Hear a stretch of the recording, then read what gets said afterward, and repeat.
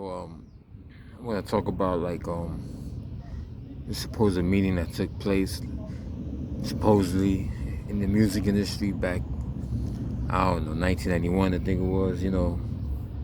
As far as I know, maybe probably a conspiracy theory. But from me just listening to radio a lot back then, what I'm saying, I was in junior high school, looking at the changes. Hot 97 used to be a dance station back then, and then switching over to hip hop in late 92, September 92. You know, I think around that time when Hot 97 made the switch to more hip hop and R&B, I remember maybe a little bit before that, but definitely around that time, a lot of hip hop artists, were going a little bit more hardcore direction, you know what I'm saying? And even before that switch, Gang Starr already came out with Take It Personal. You know what I'm saying? I was a gutter video, street video. I love that song. I knew the lyrics right away. But because Gang Starr was pretty much more on the positive side. I mean, before that. But then little by little, I mean, they from Brooklyn, so they from East New York. It's got to be rough. But Take It Personal was what I'm saying. I was I guess Guru, rest in peace, talking about taking them care of the haters and shit. I love that video. I love that record. But when Hot 97 made that switch, Brand Nubian came out with Punk Jab Up to Get Beat Down. That was a little change from what they was doing before that, obviously. And Kool G Rap came out with the Ill Street Blues. That was a little bit more harder than what he put out before. So, and then we get into, Apache and Apache, excuse me, and rest in peace. And then, Tupac's second album, and he was already repping the Thug Life, you know what I'm saying, on the sweater, on his chest, and, he was promoting the group Thug Life and all that. So it was already kind of going that direction.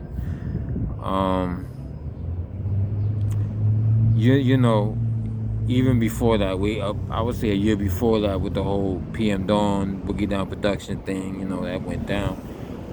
And he made up for it, but it was kind of going that direction. I don't think there was no conspiracy to promote it. I think a lot of artists were just going in that direction and instigating certain shit, you know what I'm saying? Like, and KRS-One has said that he was wrong, completely wrong on that. So, but it wasn't like the labels were forcing artists to go that direction. Artists were choosing to go that direction. You know what I'm saying? And it was just reality.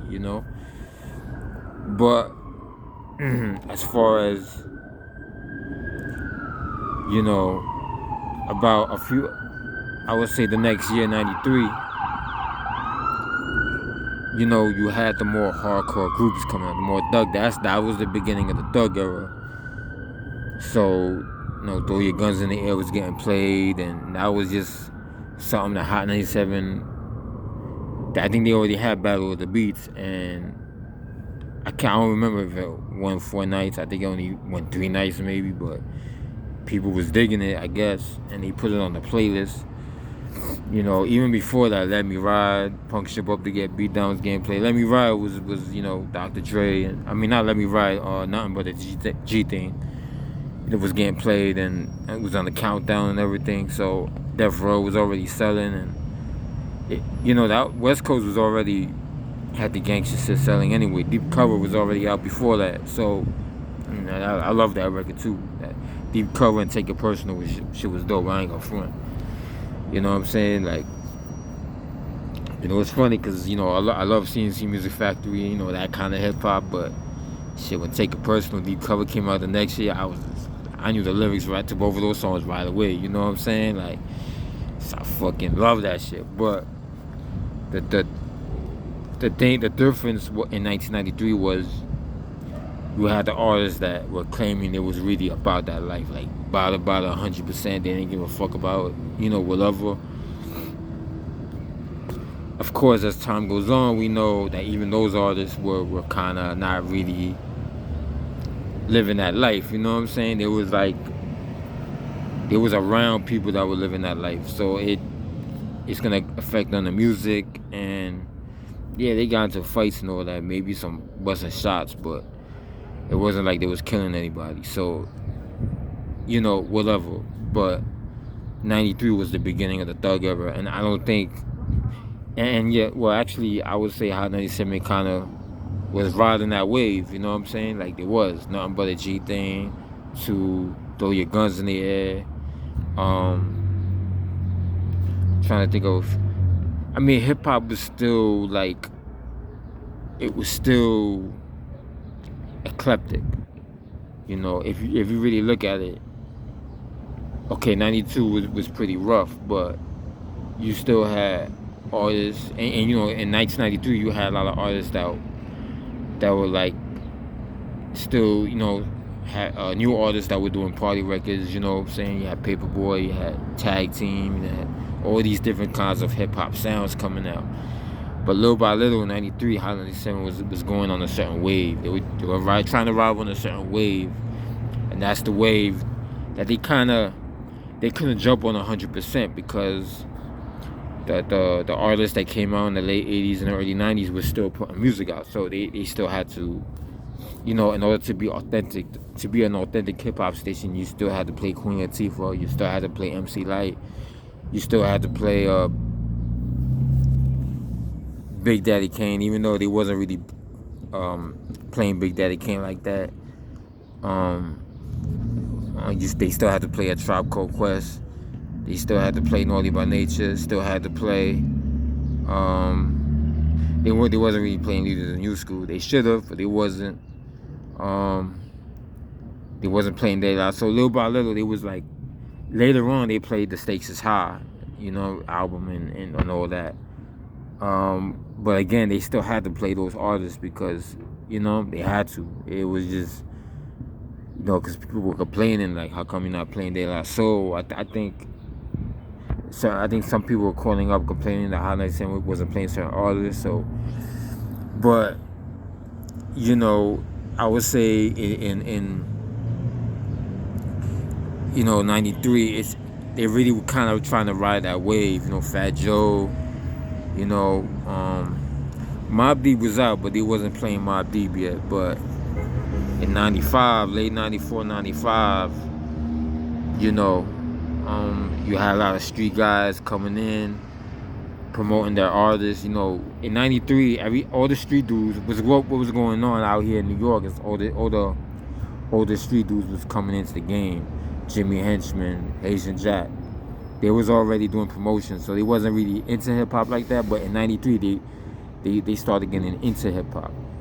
You know what I'm saying? And then you had like Devon, you know, Dame Dash was around in 93. He was like a manager for Original Flavor. And then, you know, little by little, you know, those kinds of people coming in. Irv Gotti was already in and was already trying to get in the game in 93 also, you know what I'm saying? Like, so in late 94, they had that connection with some of the DJs, Hot 97, and they was able to get into the playlist, you know what I'm saying? Cash Money Click, that was Irv, the group that Ja Rule was on, Irv Gotti's old group, you know, and Mobb Deep started getting played on Hot 97, Battle, you know, again, Hot 97 was riding the wave, but they was also letting the callers call in on Battle of the Beats. A lot of people was digging Mobb Deep. I don't know if their homeboys and the associates was the ones calling up, but probably was now, you know what I'm saying? Because the box, they used to have the box, and people used to call up, and a lot of dudes that was tied to these rappers was calling up the box a lot too. Even Lord Jamar admitted that. So I'm pretty sure that it was a lot of associates of Mobb Deep and Cash Money Click calling up Hot 97, saying, and then it was letting their people know they'll call up. You know what I'm saying? Like, yeah, it's pretty. That's why I think they got rid of Battle of the Beats. You know what I'm saying? Like, so it was rigged. to think about it, I said it off the cuff in another video, but now if I think about it, it was pretty rigged. You know what I'm saying? Like there's probably certain artists that probably didn't really win. You know what I'm saying? But in late '94 to '95, you know what I'm saying? Like that's when you started having Cash Money Click getting played, Mobb Deep getting played, so, a lot of artists that were tied to them getting played. You know what I'm saying? And I wouldn't say the record labels was like only signing those artists, because at that same time you had a lot of new artists that were still doing like feel good lyrical music. You know what I'm saying? Like Gemini the Gifted One and Mac the Maniac. I mean, it wasn't Thug Era, but it was called the Thug Era because Hot 97 was mostly playing the Thug Era, and it was cutting the playlist a little short at that time. So I know, because I was listening to Hot 97 every day, going back to my old neighborhood in Williamsburg on weekends, or going to high school, coming out of high school, or going to summer school, Dream House summer school. I was listening to Andrew Martinez every day, so I know.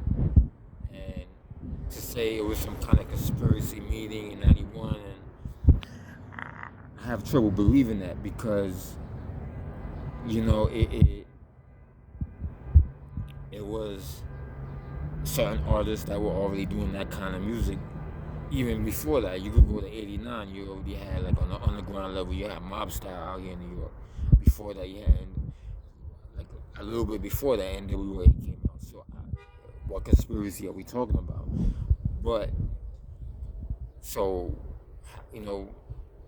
Hot 97 had Battle of the Beats. So, was Battle of the Beats rigged for certain more thugged out artists? You know what I'm saying? It was more deeper. They had, you know what I'm saying? They had their little entourages, like 100 people with them, and they was calling up the radios, probably. You know what I'm saying?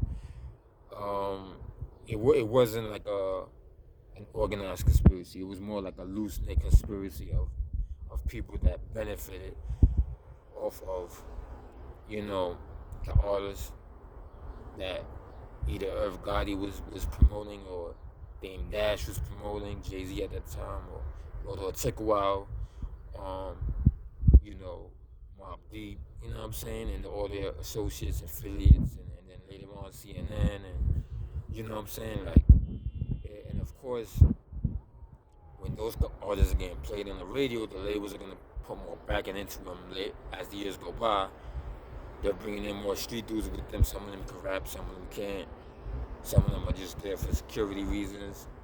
You know what I'm saying? And they're bringing the street element with them. So as Hot 97 is allowing Battle of the Beats, you know what I mean, to kind of let the people decide, wink, wink, sometimes people associated with these rappers, you know what I'm saying, calling up, trying to get the numbers up so Mobb Deep can win, you know what I'm saying, like, and I'm not taking anything away from the talent that they had, Cash Money Click had, Mobb Deep had, but there was also a lot of street elements in there, you know what I'm saying, and once they started getting played on the radio, the street elements start coming in, and we start having these shootings outside the club, and sometimes inside the club, and then later on in front of Hot 97, and you know what I'm saying, like, it gave a green light for niggas to act any way they want, anywhere, where there's, you know what I'm saying, where they're supposed to be conducting business, you know what I'm saying, so then, it was, hip-hop was still in and out, like, real hip-hop was still in and out. You still had De La Soul, Stakes is High, you still had newer artists like Razzcazz, the Boot Camp Club was rocking, but then, you had a lot of artists that were more thugged out, that had that door open for them, and they was coming in, you know what I'm saying? From Dame Dash, you had the whole Dipset movement and all that. So, and I'm not saying it was wrong or right. I'm not, I'm just saying, and a lot of these street artists, they got their entourages, and they pay their entourages to do certain things to other artists. It was a lot of beefs within beefs. It wasn't just East Coast versus West Coast, Bad Boy versus Death Row. It was a lot lot of beefs within the hoods they come from. There was a lot of Queens-based artists that was beefing with each other. You know what I'm saying? Like it was just crazy, and you know, you had New York, you had LA. But then, like, if you look at all the artists that were in LA, they had beef. There was tension with each other, and there was tension from their hoods. Same thing with the Dog Pound. There was tension within Death Row. When they did New York, after they did New York, there was tension between the Dog Pound and Tupac. Tension between Stupid Tupac. So the whole New York, LA thing was bullshit, because how can you be mad at some West Coast dudes crushing buildings, but you over here letting your own people shoot dudes in your own neighborhood? Like, so there was no unity in New York at that time, or at least in that street life that these artists were coming from. So, and High 97 was riding that wave. Like when Death Row and Ruthless was going at it, High 97 rode that wave in 93. So in 95, 96, High 97 was riding that East Coast, West Coast wave. You know what I'm saying? Until Pac and Big got killed. And they started playing more happy party records or whatever. But then as usual, they fell back into the thug music, you know what I'm saying? Because it was there, and, I don't know, they wanted to ride that wave. They wanted to have more street credibility. So it was very, I wouldn't say it was an organized conspiracy to promote more thugged out music, or to make rap music more street or thug. It was just, there was a lot of things that were happening that just, went that direction. Now, if High 97 would have stayed a dance station, would we be sitting here talking about all the street shit that's tied with these rappers? Nah, probably not, because the music was more positive. You know what I'm saying? Like, prior to all that, when High 97 was still a dance station, the hip hop that he did play was like EPMD crossover, Salt and Pepper, Let's Talk About Sex. You know what I'm saying? Like, it was more about the music, even though EPMD was tension there also. Some things happened we didn't know at that time, and then as soon as crossover came out, they crossed over. It was an anti-crossover song that crossed over, and then they released the Headbanger in September, and then they broke up. You know what I'm saying? Like, right after that. So I'm not saying that there wasn't no craziness going on in hip hop, but it wasn't visible. It wasn't visible to us, and that's the way it's supposed to be. It's supposed to be more about the music than anything. But here we are doing videos about it. You know what I'm saying? And me being a fan of rap, and me doing it and all that, or was doing it,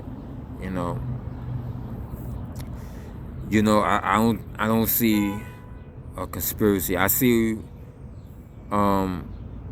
like, if you even with Flex, and I'll give Flex credit, he really was trying to fight hard not to play the thug shit, only if requested. So the only thug records that you heard Flex play in 93 was Throw Your Guns in the Air and Nothing But a G Thing. Everything else was still like it was in 91, 92, that up-tempo, boom-bap hip-hop. A lot of records that weren't getting played during the daytime, as well as records that were getting played during the daytime. Maybe an Underground Fat Joe record where he wasn't talking about guns, but he was talking about throw your hands up. You know what I mean? Like, he was playing that kind of music. And so, it wasn't a conspiracy, but you look at it as it's entirely, the whole picture. Once you look at the whole big picture of as the years go by, yes, Hot 97 for a lot of those years was run by 3 white people that didn't know much about hip hop. Steve Smith, Tracy Corley, I think her last name was Steve Smith, Tracy, and there was another lady, Julie Ellis. So 3 white people who did not come from, and didn't come from a hip hop background, but didn't even come from an urban background. I think Tracy came from a punk rock background. You know what I'm saying? But she had worked in Hot 97 prior as driving the vans with Angie Martinez or whatever. You know what I'm saying? And that's how when she moved up, that's how she got Angie in. Angie had more credibility. She knew that. And so there was a friendship there. And then I seen one picture of Steve Smith, you know, and or did I? Well, anyway, if it was, you know, he had long hair, white dude. So obviously maybe rock and roll background. So I think he passed away. I'm not sure. Rest in peace if he did. But they didn't come from an urban background. They didn't understand good music. All they understood was, okay, we're gonna turn this Hot 97 into a hip hop station. We're gonna try to make money off of it, and we're gonna. It was business. See, when Hot 97 was a dance station, it wasn't business. It was about having a meeting. Okay, this song sounds good, but let's just see what the people think. Sometimes just putting it on Hot or Not and letting the people to call up and decide if this song should be played in the playlist. It wasn't. It was more about what the people wanted, more about business. When Hot 97 became a hip hop station, I could see, looking at it now, it was about business. You know what I'm saying? It was, okay, Battle of the Beats, let's put these two songs together, let the people decide, instead of having a meeting and then laying. No, it was I don't know, it was more about the business. It was more about the business. And then once Flex released his own album, Flex became more about the business. You know what I'm saying? And it was like, okay, we're gonna see a lot of dudes calling up, requesting Mobb Deep, so I'm gonna get Mobb Deep on my album. I'm gonna get Cash Money. You can click on the album. I'm gonna play one of the records, and even for a long time, Flex wasn't trying to play those records.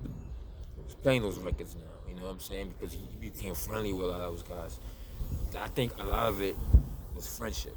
I think when Hot 97 became a hip hop station, the DJs became real friendly with the artists. You know what I'm saying? Flex and Angie Martinez became real friendly. I think except I think before that, Kiss FM, Willie Williams wasn't really friendly with any of the artists. She would say what's up to them, but she didn't like hang out with them. You know, I'm not defending Willie Williams and a lot of other things though. But prior, when Hot 97 was a dance station, they wasn't really that friendly with the artists. Like I remember one time they interviewed La India. This is before she started doing Spanish music and she was doing dance, and she was promoting her second single right from the start. And they interviewed her once, and that was it. I think she was gonna perform at one of the events or whatever, and it wasn't like you. And if you go back and try to find pictures of let's say whoever DJ was prominent at that time, Freddie Colon or Broadway Billy in La India, you're probably only going to see one picture, because the DJ just didn't hang out with the artists. That's not what they did. Same thing with Kiss FM. If you go back to the Kiss FM days and you see pictures, you're not going to see Wendy Williams with too many rappers. Like, it's just, that's not how it was. I think that's what changed, and I think that's when Flex started playing more. He was still playing real hip hop. I gotta give him credit. But by 97, 98, he was just playing the thug shit. That is just what it is, because he was hanging out with those dudes. The other artists, they was busy trying to be artists. They weren't trying to hang out with Flex. So the artists that didn't hang out with Flex wasn't trying to play him, including his man Nine. You know what I'm saying? Nine was like his man, and Flex stopped playing Nine. I don't know why. The only DJ I remember playing Nine was Evil D. Shout out to Evil D. Flex was only playing artists 97, 98, 90. He was only playing artists that, not even in 96, he was only playing artists that he was hanging out with, or hang out with him, or their favorite. It was favorites, a lot of favorite going on. So it was a conspiracy, but it was a loose conspiracy. It wasn't some secret meeting with a bunch of executives out there in LA, because the gangster shit in LA was already rocking. I don't, you know what I'm saying? Like, people were already into NWA, so I don't get that. So, but in this YouTube world, white dudes and black dudes too, but white dudes, they everybody's just making stuff up sometimes, and opinions are opinions. You know what I'm saying? You know, but there's no. I mean, supposedly one guy said that he has proof and he talked to somebody, and it's like, but you have to also check everything. You also have to go by, listen to all you have to do is go to the old air checks and listen to Hot 97 in 91, in 92, in 93. It wasn't, it was, conspiracies can be subtle, of course, but I don't see, because there was still a lot of artists that weren't thugged out that were on mainstream record labels. If that's the case, then why did it take so long to get rid of De La Soul off the playlist? Why did it take so long? You know what I'm saying? Like, so I think dudes in my neighborhood love the bullshit. You know what I'm saying? Because some of them are into the bullshit. It was in Brooklyn or any hood. So it wasn't like, it was a little bit of everything. And so I wouldn't say it was some deep conspiracy. I think everything happens for a reason. And I think, Suge Knight was already pressing people. Supposing when this meeting took place, Suge Knight was already going around pressing people. You know what I'm saying? So, no. It wasn't that. I don't think it was that. I haven't seen any proof of it, because a lot of the major labels were still, I mean, Snoop Dogg's music is more, it's kind of on the positive side if you really think about it. He talks about smoking weed all day. It's not good for you, but his videos are creative. His music you could bop to.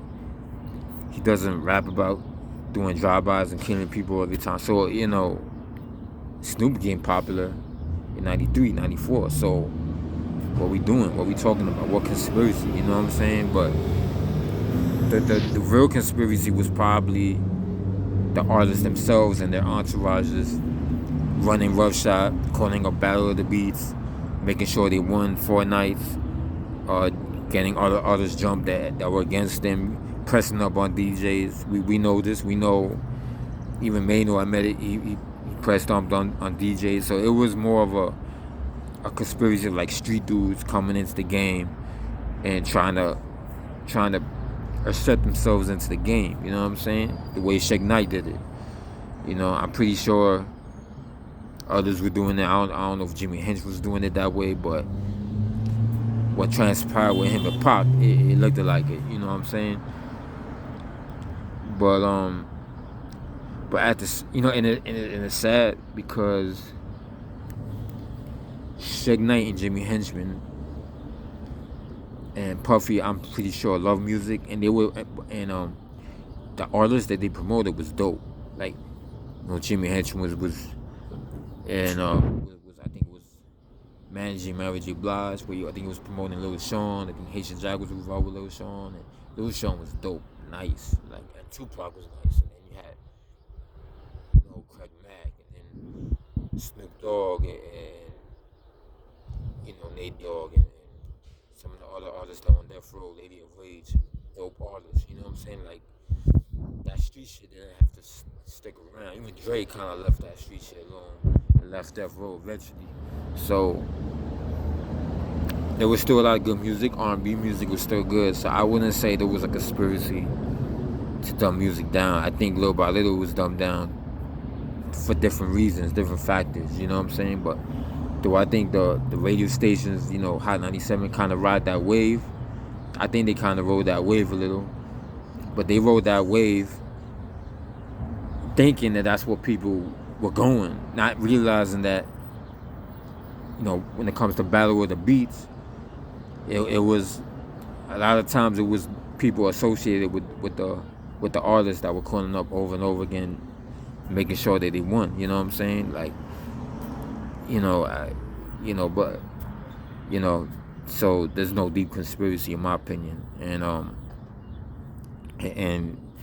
you still had, it was more like pressure. It was like a lot of labels were pressured to promote, to promote those kinds of artists too. So, but I think the real conspiracy was just, um, you know, it's hard to say how it started because I was there, I was listening, and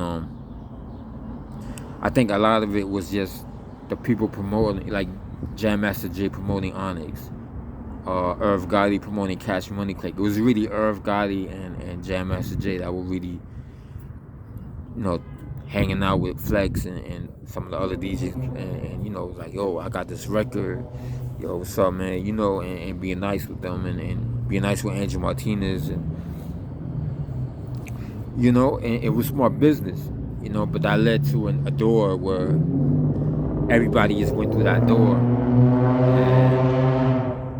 and street dudes are gonna do what they do once that door is open, and they're gonna bring their peoples in. If they can rap, then they're gonna bring their peoples into this label, bring the other peoples into that label, kind of affect the game. So it was more like taking advantage of a situation that was given to them, basically. So that's how rap music became that direction, and all the violence that came with it, and all that. So it was more complex than that. And I'm speaking, because I was there. I'm from Brooklyn. I was born and raised in New York. I was listening to Hot 97 before and after they became a hip hop station. So I know all this. So there was no conspiracy. And, I think it's kind of easy to take the blame away from us. And in a way, sometimes there's too much blame on us as well. I do feel that way. So in a way, that kind of lifted us a little bit for us blaming, people of color, for making hip hop the way it was. But then, it's it's a lot of realms I could talk about right now, because we can get into like Zulu Nation and African Mbala and all the violence out there in the Bronx, but that's a whole different lane that I can't really speak on that, you know what I'm saying, because I'm not from the Bronx. Only somebody from there that was there can speak on it, you know what I'm saying. But how I see it as a whole, I think it's just a bunch of street dudes that took advantage of a situation. I think Onyx getting played on the radio, Jam Master Jay trying to convince Flex, yo, Flex looked up to Jam Master Jay, so anything Jam Master Jay is putting out, Flex is gonna play it. And then street dudes that's already trying to get into the music game, because they was already kind of getting into the music game in 91, 92, Suge Knight, Jimmy Henchman. They was like promoting, more lyrical artists, but then they're like, damn, I know dudes that's really living that life and they can rap just as good as Onyx, you know what I'm saying? And it was more of a competition thing, and then since it's street shit, it leads to other things, and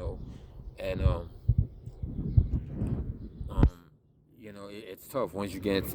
I'm not a DJ, but I could see, like, as a DJ, once I become friends with some of these dudes like Irv Gotti, I could see how it's hard to kind of get out and then just say I'm not gonna play records anymore.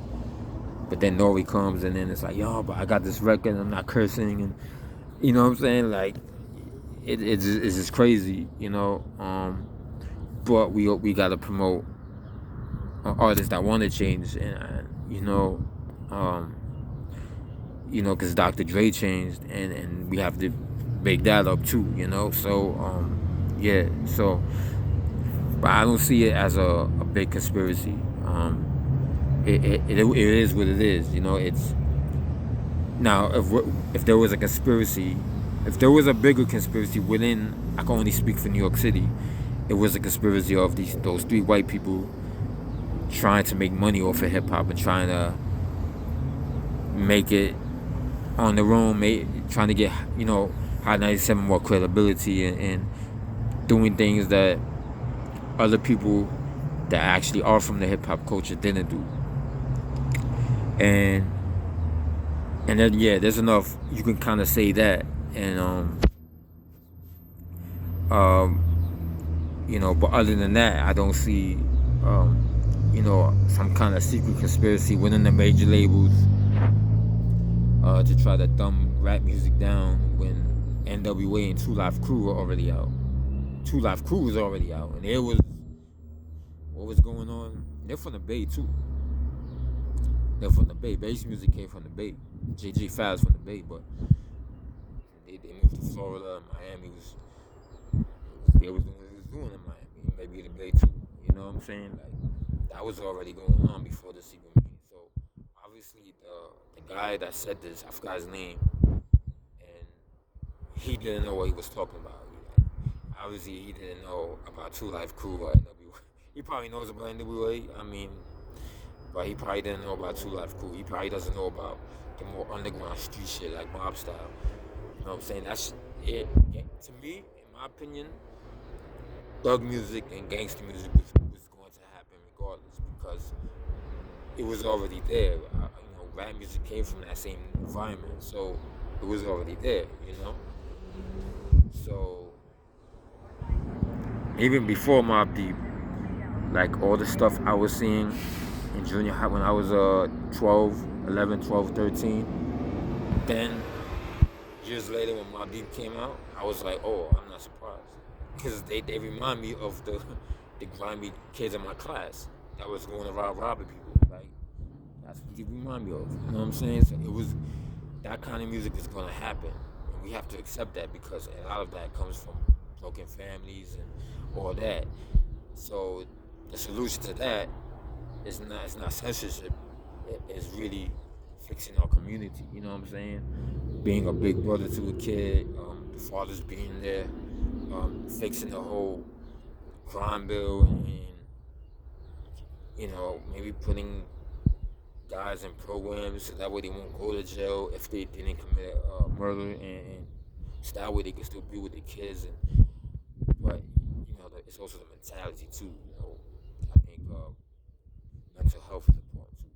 So all those things, that costs money, and the government is really not trying to put money into that. Because these politicians, and the national security state, they don't support that. They don't really care about us. You know what I'm saying?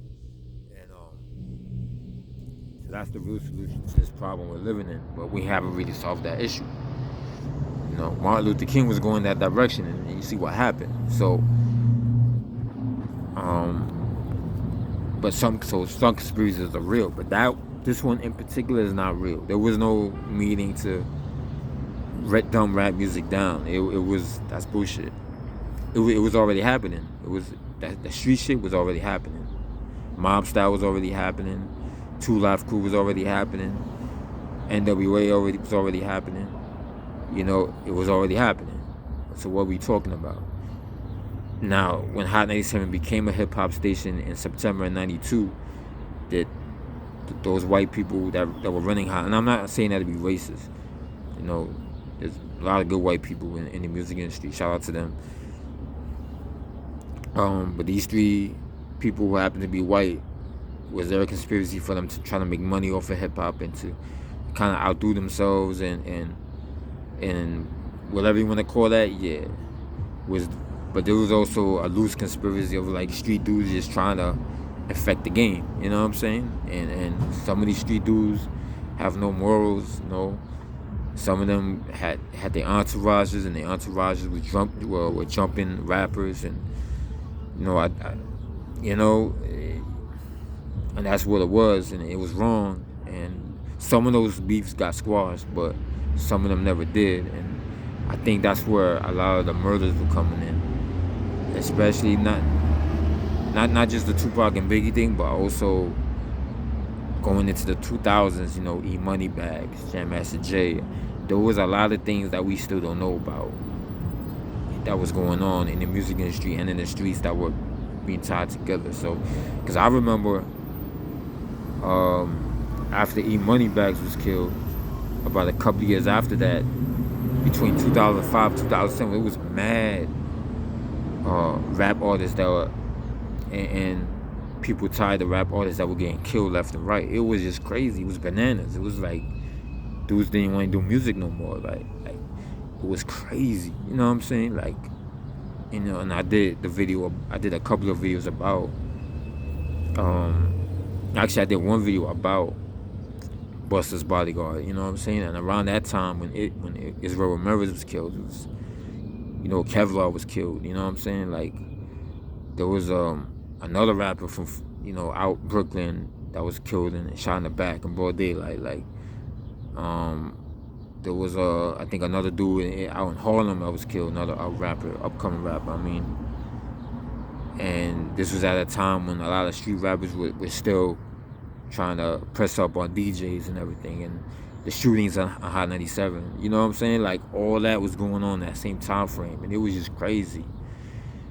And yet Hot 97 did not learn. The radio station is not learning. So now they're playing drill music.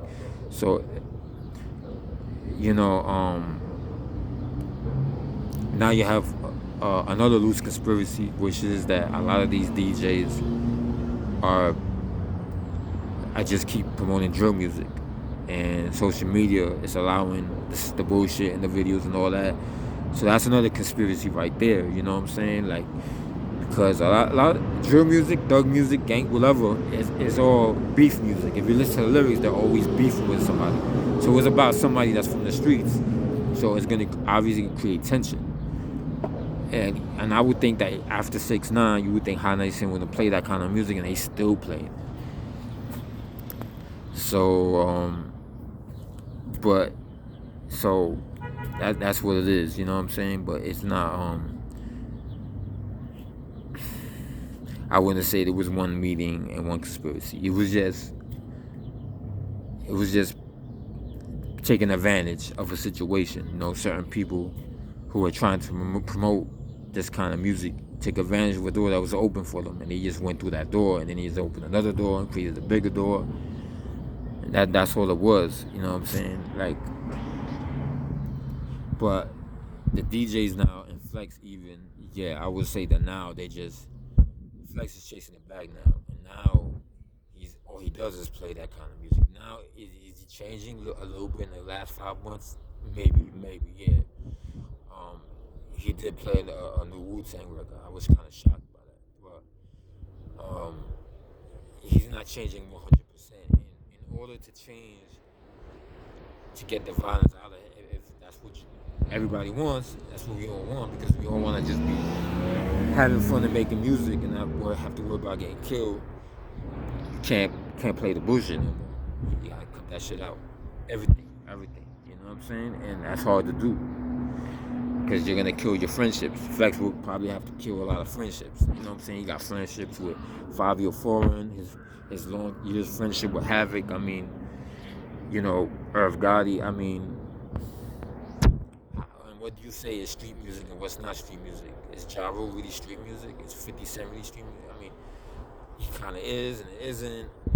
It's like it's tough now to kind of bring hip hop or rap music and music in general back to where it was in '91. You can't. It's hard to do, but I think it's a lot of blame to go around. It's not just one conspiracy that I haven't seen proof of. You know what I'm saying? It's more. It has to do with relationships and buttering up to DJs and then pressing up on club DJs and shit like that. That's how we got into the space in this place right now, where it's all about the bullshit. You know what I'm saying? But that's all I gotta say. Yeah, peace.